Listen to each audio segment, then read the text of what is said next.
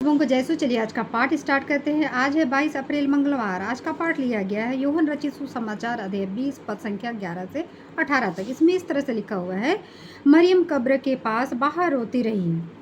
उसने रोते रोते झुककर कब्र के भीतर दृष्टि डाली और जहाँ ईसा का स्वर रखा हुआ था वहाँ उजले वस्त्र पहने 2 स्वर्गदूतों को बैठे हुए देखा, एक को सिंहासने पर और दूसरे को पैताने पर। दूतों ने उनसे कहा, भद्रे, आप क्यों रोती हो?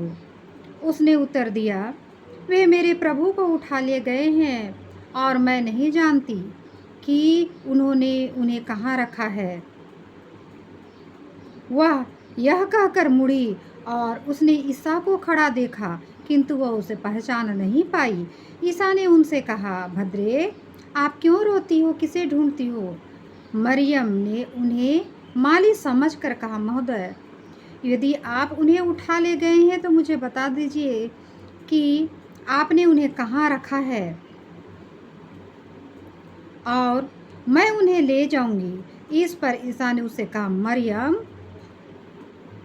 उसने मुड़कर इब्रानी में उनसे कहा, रब्बोनी अर्थात गुरुवर।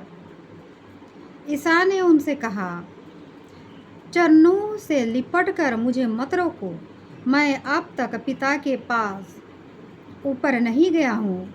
मेरे भाइयों के पास जाकर उनसे यह कहो कि मैं अपने पिता तुम्हारे पिता, मैं ईश्वर और तुम्हारे ईश्वर के पास ऊपर जा रहा हूँ। मरियम मगदलेना ने जाकर शिष्यों से कहा कि मैंने प्रभु को देखा है और उन्होंने मुझे यह संदेश दिया है। चलिए आज के पाठ का चिंतन करते हैं। आज के पाठ में देखते हैं मरियम मगदलीना ईश्वर को ढूंढती है, रोती है लेकिन नहीं पाती है ना। तो हमें भी मरियम मगदलीना जैसे होना है, हमें अपने ईश्वर को ढूंढना है, हमें रोज दिन अपने ईश्वर को ढूंढना है।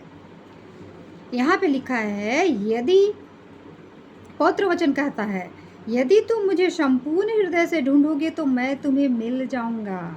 तो हमें संपूर्ण हृदय से प्रेयर करना है और इस तरह से हमें ईश्वर मिल जाएंगे। हमें ईश्वर को ढूंढने के लिए जगह जगह भटकने की आवश्यकता नहीं है। ईश्वर तो हमारे प्रत्येक मनुष्य के दिल में रहते हैं, बस हमें ढूंढने की कोशिश करना है, दिल में झांकने की कोशिश करना है। तो चलिए आज हम अपने अपने दिलों में और हमारे पास पड़ोस में जितने भी लोग रहते हैं उनके दिलों में भी झांके और एक दूसरे से मेल मिलाप करें, प्यार से रहें और